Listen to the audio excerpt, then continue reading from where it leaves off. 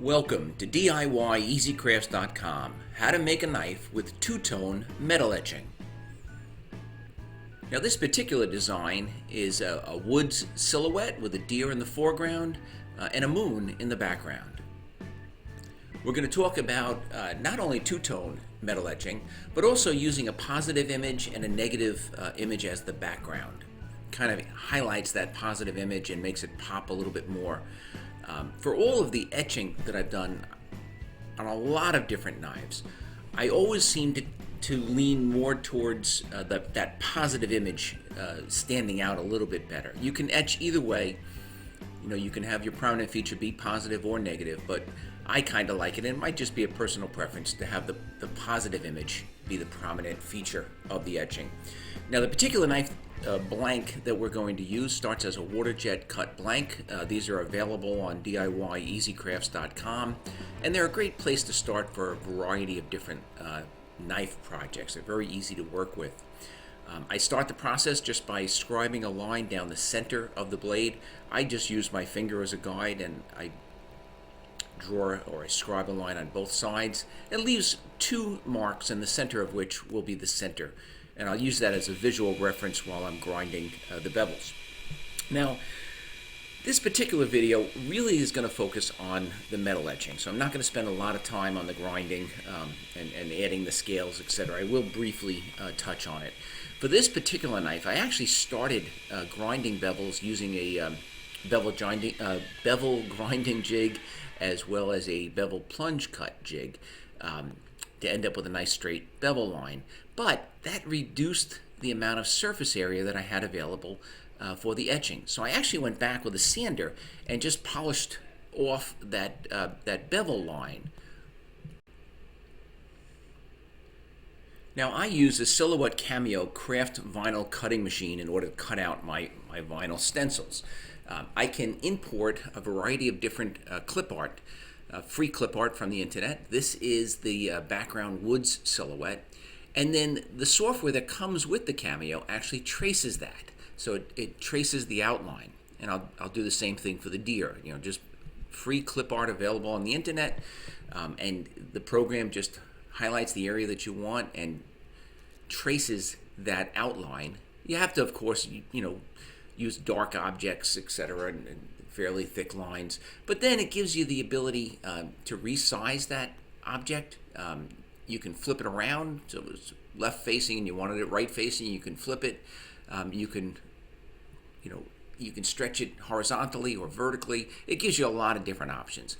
And when you're all done, when you've got all the segments of the piece that you're going to work with, and this is going to be the woods background silhouette, the deer, and the moon, I'm going to move them up to the top of the page where the vinyl is going to get cut, and then the Cameo machine will just make all of these intricate cuts for me.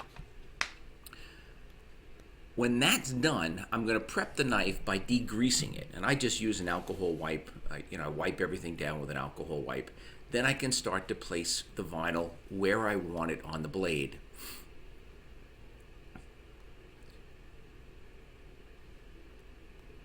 So the woods background is going to be negatively etched, and that's going to in turn be the background for the positively etched deer.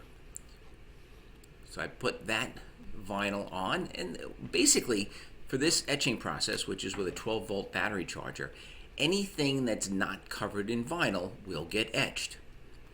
Now what I'm doing here is I'm just cutting a couple of slopes, and this will be the hills in the foreground.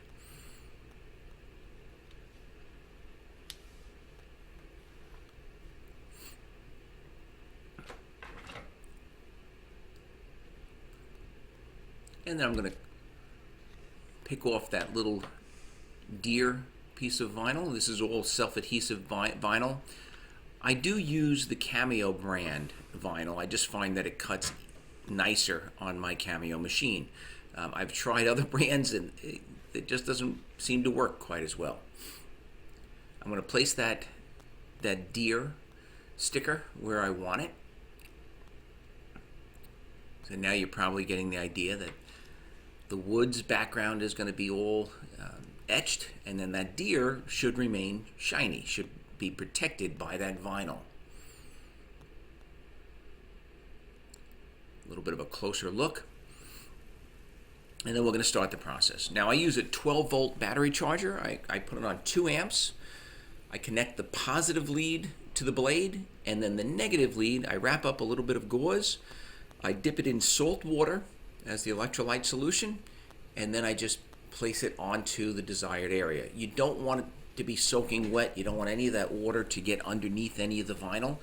You just want it to be damp. And what I do is I hold it in each position for 10 to 20 seconds, and then I move. I overlap so that I cover the entire piece, and I go back and forth. So even though I'm holding it for 10 or 20 seconds in one particular spot, I'm actually going to go over that spot several times.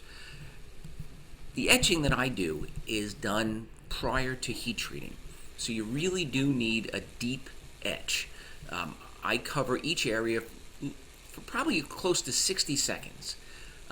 Because after heat treating, you're going to polish the blade again with a little, emery paper, and then after tempering, you're going to sand it again. So it's got to stand up to a decent amount of polishing with emery. So this first etch has to be fairly deep. 60 seconds should do it. Now I'm done with the first etch. Do the old fingernail test to make sure that it's deep enough, and then I can start to peel that vinyl.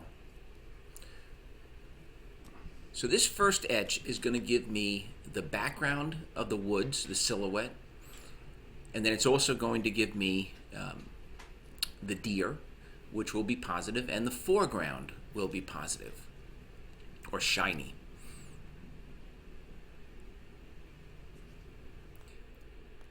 After you're done with the etching, you do have to just hit it with a little emery paper. I think I'm using 800 grit just to polish it up a little bit, see what your end result is.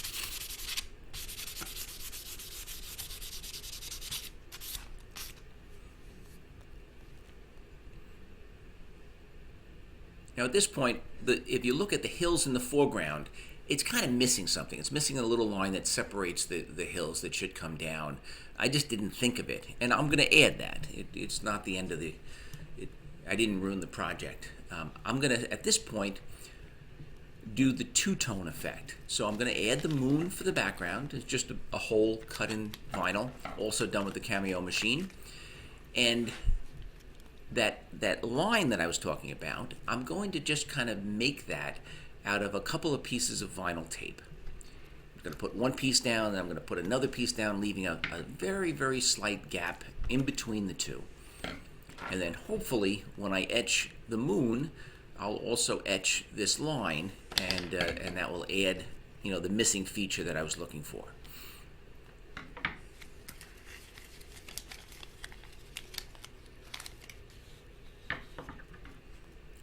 Now, whenever you're etching, you just want to make sure that you don't touch, any other part of the blade, of the exposed blade, with that moist gauze, because it will etch very, very quickly.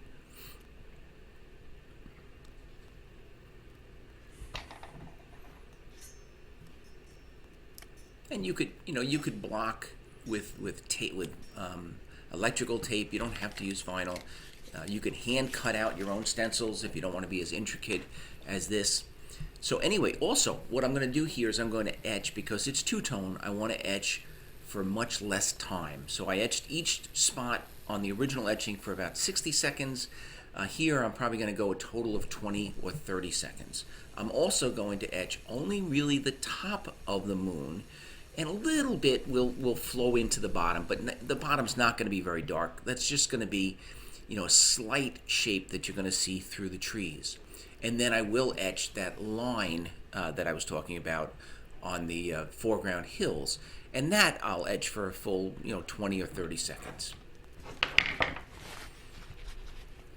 Now in hindsight, after I was done with the project, I probably should have done the moon after heat treating. It would have given me a little bit more control as to how dark I wanted the etch or how deep I wanted the etch. This actually ended up working out fine, but I was a little bit worried that moon etching wasn't going to be deep enough to hold up to the polishing after heat treating and after tempering.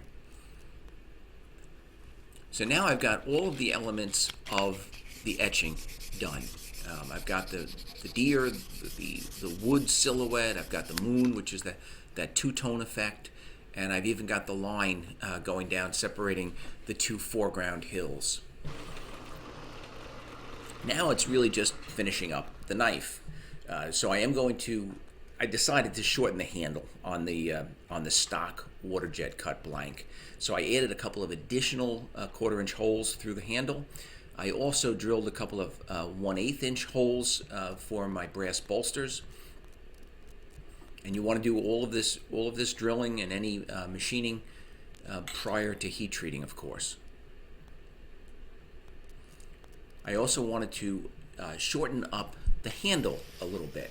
And that's the beauty of these blanks, is they do leave you quite a bit of room for your own, artistic creativity. I'm just going to use an angle grinder with a cutoff wheel, just shorten up that handle a little bit.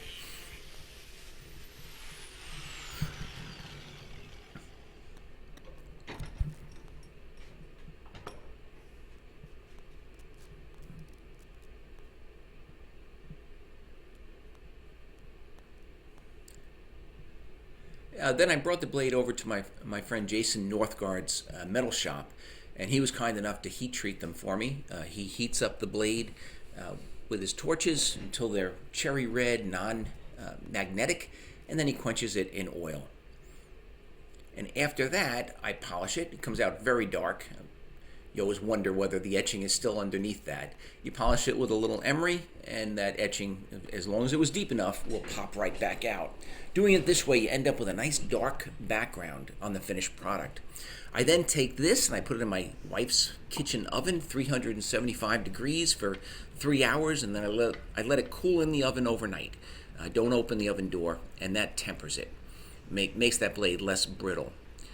After that, I polish it again, and then I'm going to add scales. Now, I'm just using walnut scales.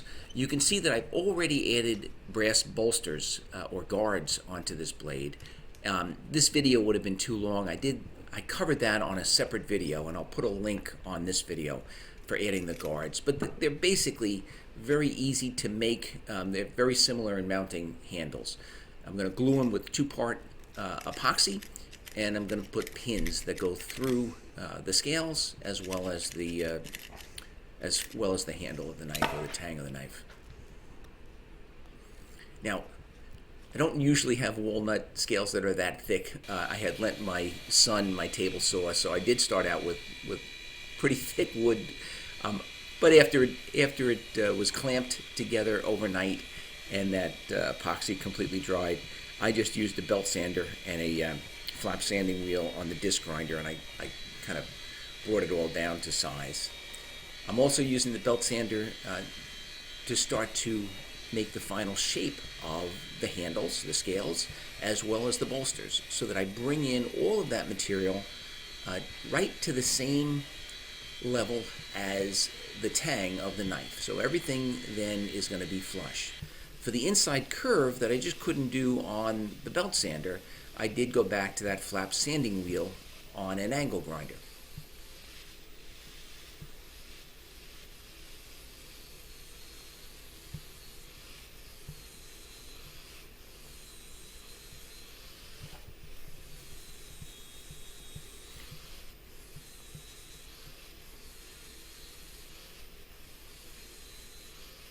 You can see that I'm bringing in the height of the scales, and I'm also grinding down the pins that are on both the handles and also on the bolsters, just with that angle grinder and the flap sanding wheel.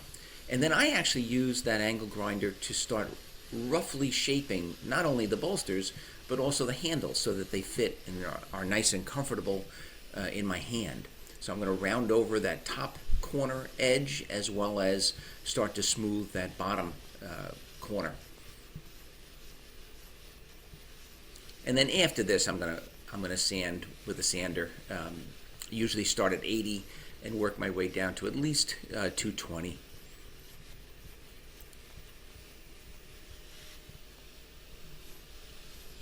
And with the sander, you really want to smooth over, any of the rough grooves created with that angle grinder.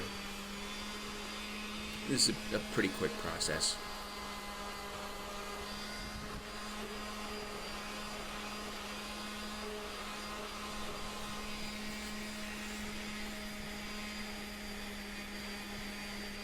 And now the knife's really starting to take shape. I've got that blade and the etching protected with painter's tape. And at this point, I'm kind of eager to get that off and see what the finished product is going to look like.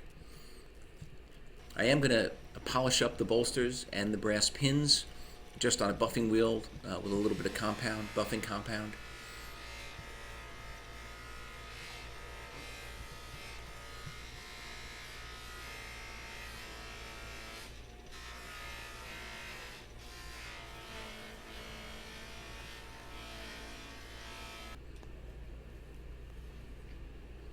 Then I removed the tape and took a look at the finished product. After seeing it, I decided that I did want to add a little additional detail and add some spine etching. So basically I went back to the Cameo. I had the Cameo machine cut out some little arrowheads, and I placed that vinyl onto the spine of the knife. I protected the wood and the rest of the blade with vinyl, and I just etched the spine the exact same way that I did the etching on the blade.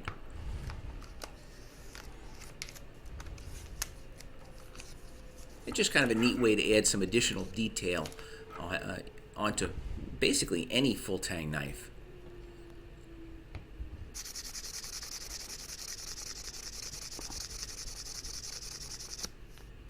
Quick polish with about 800 grit emery.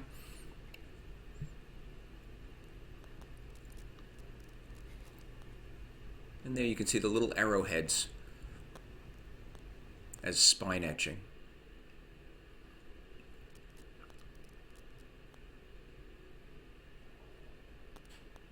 And that's basically it. A fairly simple knife created from a water jet cut blank with two-tone metal etching depicting a woods scene or silhouette, a deer in the foreground, moon in the background. I hope you enjoyed the video. If you did, I ask that you please give it a thumbs up and subscribe to this YouTube channel. Also, please check us out on the web, DIYeasycrafts.com, and check out our other how-to knife making videos.